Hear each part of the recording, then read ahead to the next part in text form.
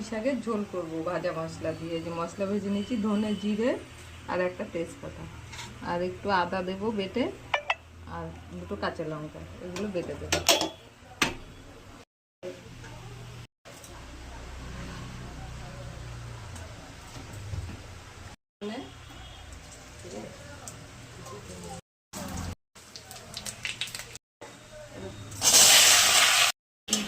সিদ্ধ করা কাটি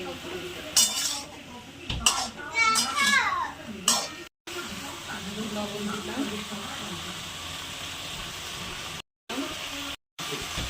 চিনি দিলাম, একটু বাটাটা দিয়ে দিলাম, একটু আমি 4টা আমরা দিয়ে দিলাম, যদি গলা চুলকায় তার জন্য। গলা চুলকায় না গাঁটি কচুতে, এই যে গরম জল করে রেখেছি একটু দিয়ে দিলাম। আগে ভাজা মশলাটা দিয়ে নামিয়ে দিলাম।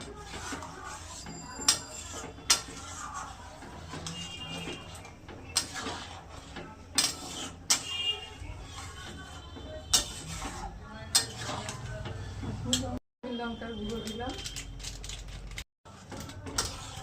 রেখেছিলাম মশলা, ধনে জিরে আর হলো তেজপাতা একটা দিয়ে দিলাম। কিছুক্ষণ ফুটবে, তারপরে নামিয়ে নেবো। গাঁটি কচু পুঁই শাকের ঝোল। আমি 4টা আমরা দিয়ে দিয়েছি, যার ভালো লাগবে সে খাবে, যার ভালো লাগবে না সে খাবে না, তার জন্য দিয়ে রেখেছি আমড়াটা। ভালোই লাগে টক টক।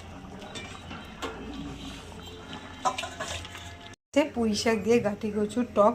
ভিডিওটা যদি আপনাদের সবার ভালো লাগে অবশ্যই কমেন্ট করবেন, লাইক করবেন, চ্যানেলটাকে সাবস্ক্রাইব করবেন। এরকম ভিডিও পেতে গেলে চ্যানেলটাকে সাবস্ক্রাইব করে দেবেন।